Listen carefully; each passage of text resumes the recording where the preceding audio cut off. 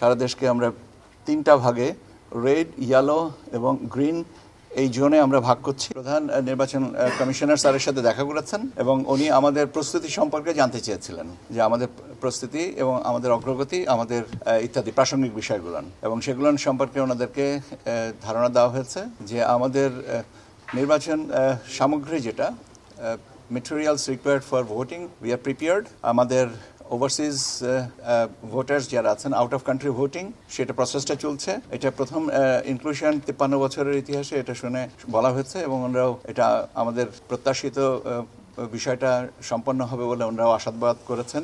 আইসিপিবির আওতায় প্রায় 10 লক্ষ দেশের ভিতরে অভ্যন্তরীণ ব্যবস্থায় যারা নিয়োজিত থাকেন তাদেরকে ভোটের সুবিধায় আওতায় আনা হচ্ছে, এটাও ওনারা আশাবাদ ব্যক্ত করেছেন আমরা একটা ভালো সমাধানে যেতে পারবো। রেফারেন্ডামের কথা বলেছেন যে রেফারেন্ডামটা একদিনে হবে, এটা আমাদের একটা বাড়তি দায়িত্ব। আমাদের প্রস্তুতি সম্পর্কে ওনারা বলেছেন যে এটা আপনাদের একটা চ্যালেঞ্জ, কিন্তু ওনারা আশা করেন যে আমাদের প্রস্তুতি নিয়ে আমরা যেভাবে আগাচ্ছি তাতে এটা আমরা সফল হব। মহিলাদের অংশগ্রহণের বিষয়ে মহিলা ভোটারদের সংখ্যাগত হিসাবগুলো জেনেছেন এবং ওনারা বলেছেন যে এটা ভালো একটা উদ্যোগ।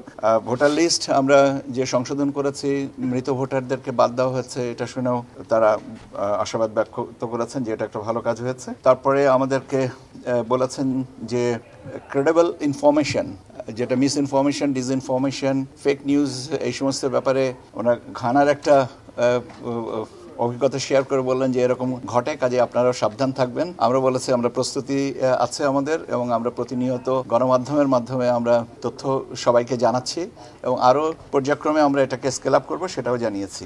Bashundhara public school and college 2026 শিক্ষাবর্ষে ভর্তি চলছে।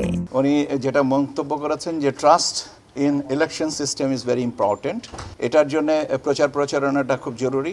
এখানে আমরা বলেছে যে হ্যাঁ, আমাদের দিক থেকে প্রচারণা আছে, এবং রাজনৈতিক দলগুলো এই ব্যাপারেও আমাদের সহযোগিতা করবেন বলে আমরা বিশ্বাস করি, এবং সেটা করলে একটা আশাবহ এবং আশাব্যঞ্জক আমরা ফলাফল পাবো। ভোটারদের ব্যাপারে বলেছেন যে ট্রান্সপারেন্ট এবং অবজারভার, প্রবাসী অবজারভার্স যারা আছেন বিদেশ থেকে আসবেন, তাদের ক্ষেত্রেও আমরা বলেছি যে আমরা স্বাগত জানাচ্ছি এবং আসবেন, এবং আমরা আশা করি যে আমাদের এবারের যে free, fair, credible, participatory election যেটা হচ্ছে সেটা সম্পর্কে আমরা একটা ভালো রেজাল্ট পাবো। এবং কমনওয়েলথ সেক্রেটারিয়েটের সেক্রেটারি জেনারেল মহোদয় উনি স্পেসিফিক করে আমাদেরকে বলেছেন যে ওনার সদস্য সংখ্যা হচ্ছে 56টা দেশ, এবং আমরা যদি কোনো সহযোগিতা চাই সেটা ওনারা করার জন্য প্রস্তুত আছেন। ইউকে আমাদেরকে সহযোগিতা করছে শুনে উনি খুশি হয়েছেন।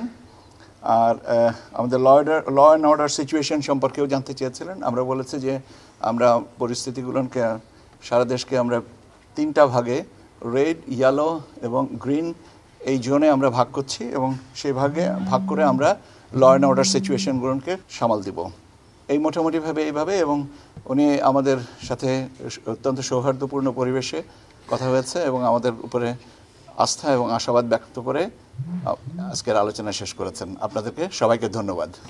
কি ধরনের সহযোগিতা করতে চান বলেছেন, এবং একই সঙ্গে স্যার তারা পর্যবেক্ষণ কত পাঠাবে, কখন পাঠাবে, এটা কজনা পাঠাবেন বা কি ধরনের সহযোগিতা বলেছেন যে যদি আমরা যে কোনো সহযোগিতা চাইলে তাদের সক্ষমতার ভিতরে আমাদেরকে জানাবেন, এটা চাওয়ার দায়িত্বটা আমাদের।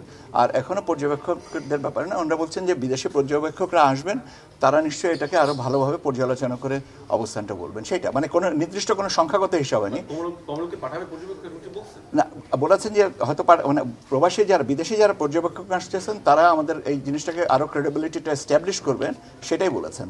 ওনারা পাঠাতে চাইলে পাঠাবেন পরবর্তীতে, এগুলো পরের ব্যাপার আলোচনা। আজকে এগুলো এই লেভেলে এই সমস্ত ছোটখাটো বিষয় নিয়ে আলোচনা হয় না। আমরা এখনো পর্যন্ত কোনো ধরনের সহযোগিতার কথা বলি নাই, এটা জাস্ট 10 মিনিট আগে একটা আলোচনা শেষ হয়েছে। নিজেদের ভিতরে আলোচনা করে কোথায় আমাদের সহযোগিতা লাগতে পারে বা এই পর্যায়ে কতটুকু সহযোগিতা আমরা নিয়ে আমরা আত্মস্থ করতে পারবো, এর জন্য একটু সময় দিতে হবে।